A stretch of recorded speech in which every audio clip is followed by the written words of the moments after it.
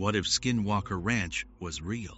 In the fall of 1994, a real estate listing appeared in the Uintah Basin, the high desert country of northeastern Utah.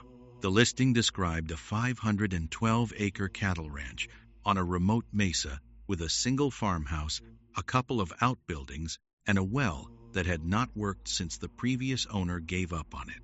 The asking price was $150,000. The listing said nothing about the lights, the figures, or the cattle that had been cut in half. The previous owners, the Sherman family, had been seeing things on the ranch for years.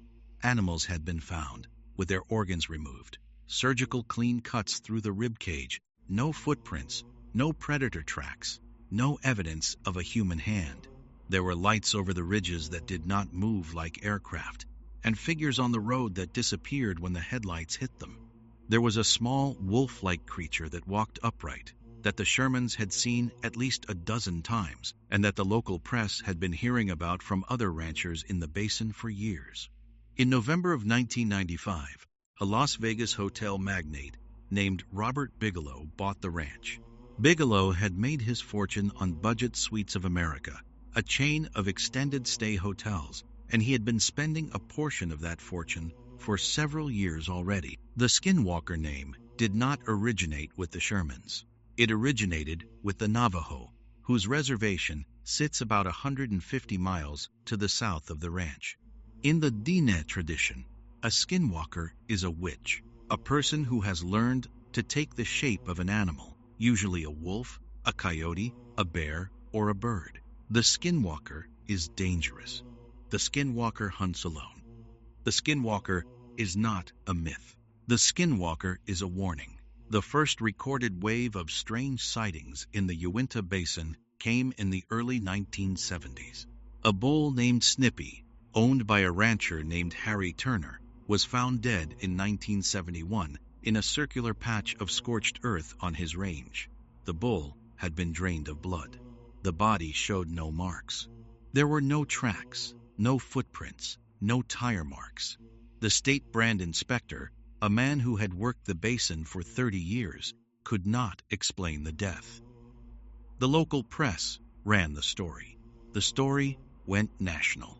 The Uintah Basin became a place people whispered about. The Shermans bought the ranch in 1986. By the time they put it up for sale in 1994, the family had been seeing things on the property for 8 years. Terry Sherman told the story years later in the History Channel series The Secret of Skinwalker Ranch, which premiered in 2021. According to Sherman, the family's dogs would not go out at night, and the children would not sleep without a light on. The family had found smooth metallic discs on the property and small chunks of a material that looked like magnesium that produced no signal on a Geiger counter and could not be scratched with a knife. Most disturbing was a small wolf-like creature the family had seen repeatedly. The creature walked upright. The creature had yellow eyes. The creature vanished when the headlights hit it. The family had a name for it. They called it the Wolfman. The deputy administrator of NIDS and the public face of the investigation was a man named Dr. Colm Kelleher. Kelleher was a biochemist with a long-standing interest in the biological edge of the phenomenon. In particular, the question of whether what the witnesses were describing could be a real animal. The principal investigator on the physics side was a man named Dr. Eric Davis, a plasma physicist who had worked at the Air Force Research Laboratory. Other members of the team included a former CIA officer, a NASA engineer, and a small staff of trained observers. The team established 24-hour surveillance on the ranch. They installed motion sensor cameras, infrared cameras, magnetometers, Geiger counters, weather stations, and audio recording equipment. They set up a small command post in the farmhouse and rotated in teams of 2, working shifts, sleeping in the house, keeping logs. Between 1996 and 2004, the NIDS team recorded hundreds of events on the ranch. Unexplained lights appeared on multiple nights over the same ridge. Objects materialized and vanished, including a small metallic disc that one team member held in his hand for several minutes before it disappeared. Anomalous heat signatures registered on infrared cameras then were gone. Cattle died on the property, including at least one animal with surgical precision cuts. One event in the summer of 2000 stood out. 3 members of the team watched a large metallic disc, roughly the size of a football field, hover over a nearby ridge for several minutes before accelerating straight up and disappearing. The internal reports were filed in NIDS archive. The archive is now in the public record. The reports detail, in measured scientific language, what the team saw, what the team measured, and what the team could not explain. In 2005, Colm Kelleher published a book written with the Las Vegas journalist George Knapp called Hunt for the Skinwalker. The book was the first detailed public account of the NIDS investigation. It was also the first time the term Skinwalker Ranch had been used in print to refer to the property. The volume sold well, was reviewed in the mainstream press, and was endorsed in a foreword by the physicist Dr. Hal Puthoff, who had joined the NIDS Scientific Advisory Board in 1996 and who would later become a central figure in the AAWSAP story. The book laid out, in measured scientific language, the physical evidence NIDS had collected, the witness testimony the team had gathered, the team's hypotheses, and the team's honest assessment of what they could not explain. The conclusion was that the ranch was, in the team's professional opinion, an authentic anomaly. The book did not claim the ranch was haunted, did not claim the ranch was a portal, did not claim the ranch was a UFO base. It claimed only that something was happening on the property, that the something produced measurable physical effects, and that the something was not, in the team's view, attributable to known terrestrial causes. Mainstream scientists dismissed the work as an overinterpretation of ambiguous data. Serious investigators in the field praised it as the most rigorous public account of the phenomenon that had ever been written. The book became the founding document of the modern skinwalker literature. Every major investigation that followed, from the History Channel series to the 2024 NIDS Docs release, references Hunt for the Skinwalker as the source. In 2007, the Pentagon, through the Defense Intelligence Agency, awarded a contract to Bigelow's company, Bigelow Aerospace Advanced Space Studies, to study advanced aerospace phenomena. The contract was called the Advanced Aerospace Weapons System Application Program, AAWSAP. Classified from the start, it was eventually expanded and then transferred to a separate Pentagon program, the Advanced Aerospace Threat and Identification Program, AATIP, run by the same Pentagon official, Dr. James Lakatsky, who had also been one of the original NIDS science team members. The total value of the AAWSAP contract over its lifetime is estimated at more than $22 million, although some accounts put it as high as $500 million when the broader AATIP portfolio is included. The contract funded research into advanced propulsion, advanced materials, and the phenomenon with the Skinwalker Ranch, by all credible accounts, serving as a primary field site. Robert Bigelow told the New York Times Magazine in a 2017 interview that he had been assured by senior Pentagon officials that the phenomenon was real, that it had been observed by the United States military, and that the United States government had been studying it for years. AAWSAP closed in 2012.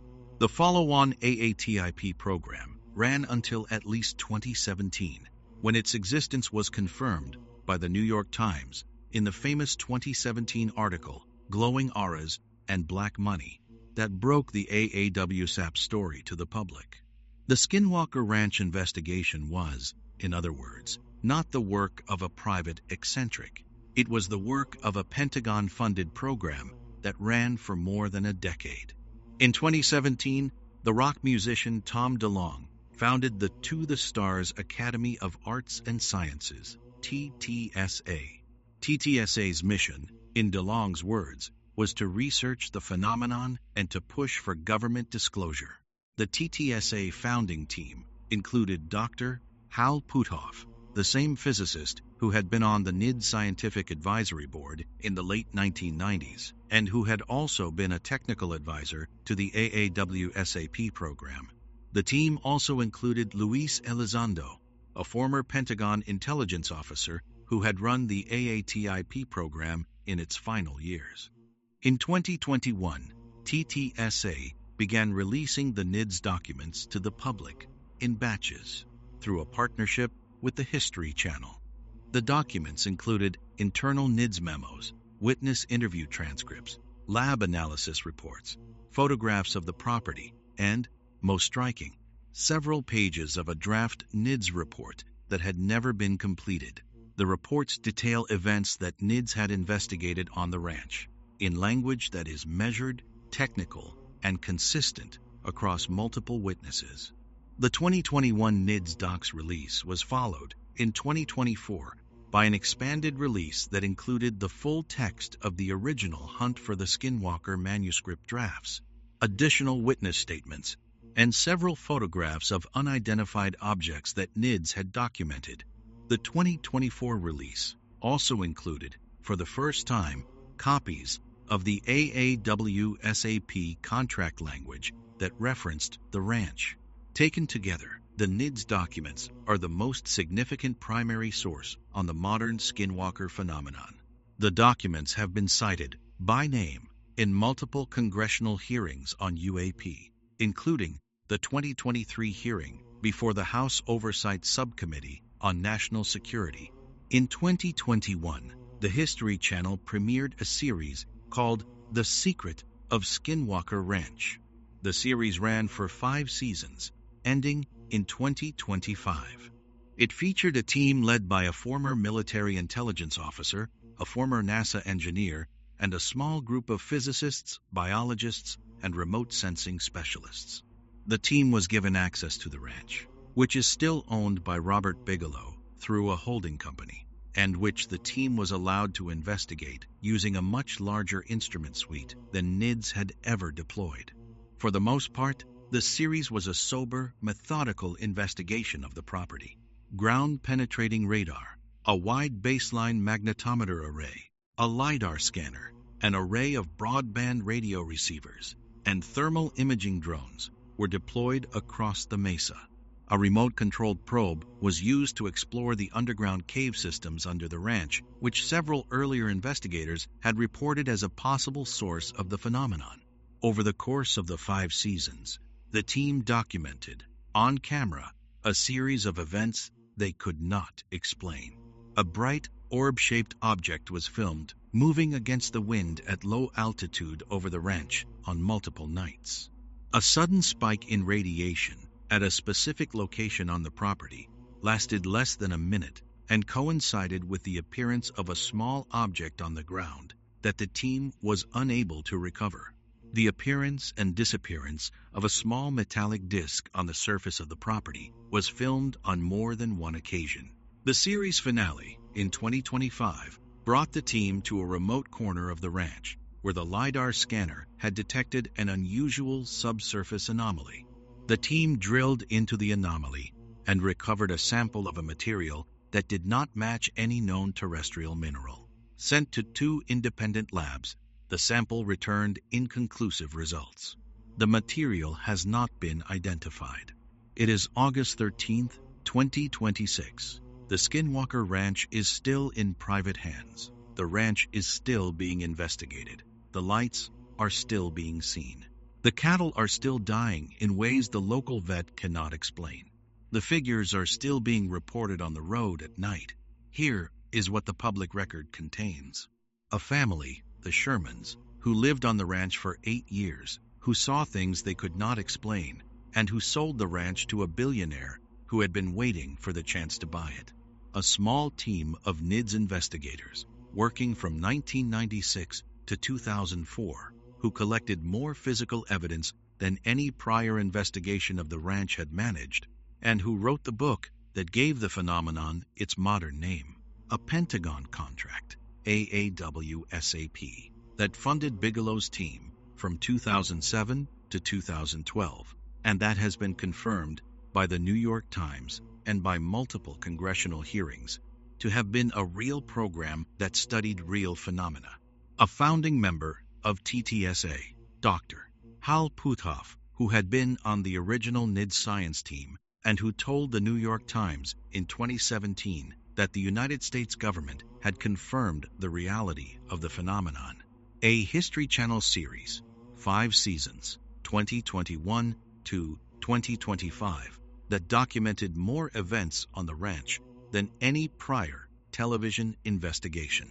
A 2024 NIDS documents release that put in the public record the original internal reports, witness statements, and lab analyses that had been sealed for nearly 2 decades.